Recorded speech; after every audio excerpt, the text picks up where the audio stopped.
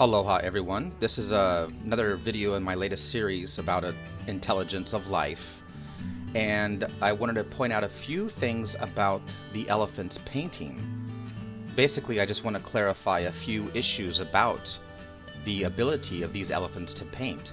I never said that this elephant came out of the woods and just started picking up a paintbrush and painting beautiful pictures. I mean, if that was true, then it would be a miracle, and actually the elephant would be smarter than a human. You see, because all humans and actually all life upon Earth, intelligence is relevant. So intelligence must be learned. Okay? We are born as babies, and our entire life we learn things, even to the day we die. We are always constantly learning. So everything that we know today, we had to learn. So somebody wrote a comment saying that, the elephants aren't actually painting, that they're, being manipulated by the trainer who is standing next to them, and they're pulling on their ears so that they can paint like this. And definitely this is true. To some degree it is definitely true. And there are elephants that paint without the help of the trainer pulling on their ears. Now, I'm not saying those paintings come out looking the best in the world. So, yes, these ones where this elephant's painting himself, there's a trainer next to him loading the brush with paint, and then I guess pulling on the ear to direct him how to paint. But look at the concentration of the elephant. Look at how the elephant's trunk has the ability to have a steady trunk, not a steady hand, but a steady trunk, and is able to follow the lines. Now, have you tried painting before? Because it's hard. It's not as easy actually as this elephant is making it seem, because this elephant must have had a lot of practice. So it's like all of us in life. We all have to practice in order to be good at something, and we all need direction in life, and we all need education and a little help. So pulling on the ear is something that, you've heard that expression being done to kids, pulling on their ear when they're in trouble or to teach them a lesson or what have you. So basically, what I'm saying is this elephant is being taught, and its learning process is much like a human learning process, actually. Um, no human on earth can just, without any training or any, guidance, cannot just poof into existence and start paintings, doing paintings and mathematical equations. And no, all of these things are acquired intelligence. We are taught them from our previous ancestors. That's how our level of intelligence has reached this level, because of the past. We didn't get there on our own. Humans don't have to start over fresh for each new life that exists. No, we are able to take past technologies, the wisdom and knowledge of our past humans that have lived and died, to bring us where we are today. So, of course, this elephant is no different. Of course, it has training. Of course, it needs guidance in order to reach this level of artistic ability. But the point is, the elephant is doing it. And the point is, the elephant is good at it. And I don't care what anyone says. If you're pulling on someone's ear, they're not going to be able to paint like this. The pulling on the ear is probably more of a guidance, more of a like a pet or a security blanket, if you will. So the elephant is being guided, but it's still showing a level of cognitive ability. It's still showing intelligence, because you couldn't put a paintbrush in uh, well, if an ant could actually hold a paintbrush, you couldn't put a paintbrush in an ant's hand and have it paint something and hold its antenna and make it paint. Doesn't mean that an ant's not intelligent. I'm just saying that it's not at that level of intelligence, while the elephant is at that level. I mean, think about it. If the elephant really didn't understand what it's drawing, the little tugs and pulls on the ear, the paintbrush would be everywhere. But the elephant understands that it has to keep it in the line and go over the lines and paint this elephant from scratch. It's amazing. So whether a trainer's there pulling on the ear or not is basically really irrelevant. It's just another minute aspect of this complex action that's going on. So, to all the people out there who are not liking this latest series that I'm doing, that's too bad. No one pays for my videos. I don't charge anybody to watch my videos or to learn from, my wisdom and education, whatever. No one pays for it. It's all free. And if you want to help donate, I always, obviously appreciate that because I donate all my time and energy to make these videos. And the little teeny bit that I get back is just, kind of showing me that at least somebody appreciates what I do. But this latest series, is something that I was inspired to do on the fly. It just happened. I didn't plan on making this series. It just kind of popped up with people's questions, and I thought about it and started analyzing it and, philosophizing about it. So I wanted to make these videos because I saw a different angle, a different perspective that I actually didn't see before until I started making these videos. So if you don't like this latest series, don't watch it. Wait for the next series that comes up or whatever. But to leave nasty comments, oh, I've been watching you for a couple years and now I'm going to unsubscribe because of these latest videos. Well, then you know what? Go ahead. Goodbye. I don't care. If you're that shallow of a person, then I don't really care if you watch anyway. So my point is that you don't pay for the videos. So don't sit there and act like you have a right to complain like a customer, because you're not a customer. Okay? You're just a fellow human that I just happen to care about and I want to share my wisdom and knowledge with. But, I don't need to sit here and listen to rude comments because you don't like my latest series. That's too bad. I'm going to do what I want to do. I'm not going to do what makes me popular. I'm not going to say what makes me popular, as anyone that watched me knows, because I promised myself years ago that I'll never sell myself out.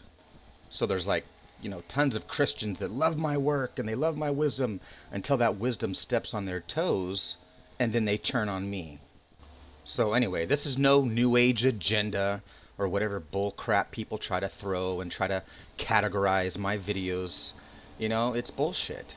The truth is that the videos that I make are inspired by me daily. I don't have a plan. I don't, have a script for my videos. I start making a video and I just make them. I have ideas in my head, what have you, but there's no written script or there's no kind of, laid out plan of how I'm going to organize it or nothing. I just start making the videos. So they're inspired from my heart and my soul, period. So anyway, I made this series, about intelligence and animals and humans because people just believe what they hear on TV. They believe the propaganda, the programming, or the brainwashing, if you will.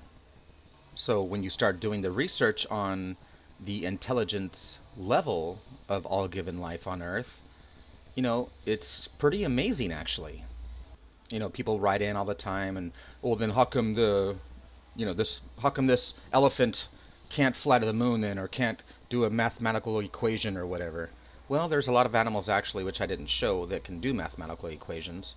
Maybe not as advanced as us, but still. I mean, right now, what's 9,982 times 74? Right now, what is it? We don't know. We can figure the answer out from our intellectual level, but it isn't like we're superhumans that have answers to everything. We have evolved and we have gained the knowledge and wisdom. But like I said, all life on Earth has intelligence. Like that chimpanzee. I mean, if you were able to watch the video, which I had to take down because of YouTube, but if you were able to watch it, you would have seen the human sitting there struggling trying to get just 9 numbers correct and couldn't do it.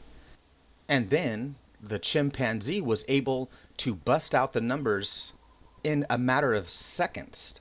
If you were able to watch the video, you would see the chimpanzee push the 9 numbers immediately. It took him 3 seconds. Done. While the humans think it's here, got it wrong again. While the ape immediately, as soon as the numbers disappear, 90% of the time. And that's just a 9-number memory test. Seriously, think about it. Humans have been using mathematical numbers for probably thousands and thousands of years. So it has evolved with our species. And yet an an ape, a chimpanzee, was able to outdo us with none of that prior knowledge in history and evolution in working with numbers from its species.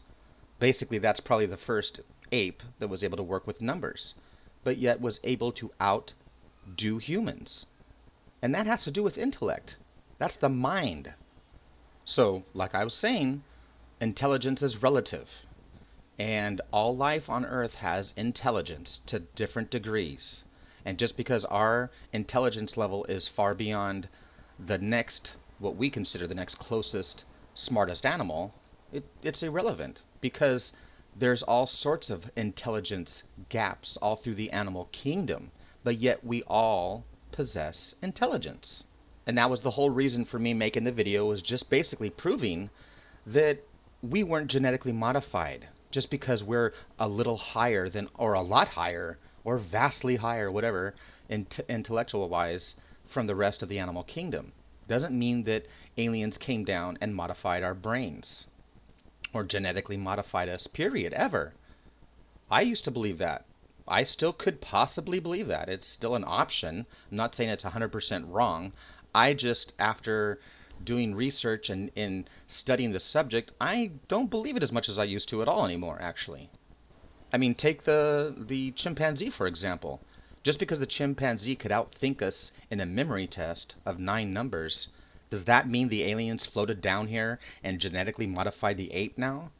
I mean, if you start to apply this theology and understanding what I'm saying, it becomes more clear. The answer becomes more clear. That most likely we were not genetically modified whatsoever. And neither was any other animal on Earth. It's just the way it is. I don't know if we evolved that way, the real God made us that way, whatever the true answer is. I don't know. But I certainly am able to figure out, with the brain that the real God gave us, that most likely we were not genetically modified, even though they want us to believe these stories.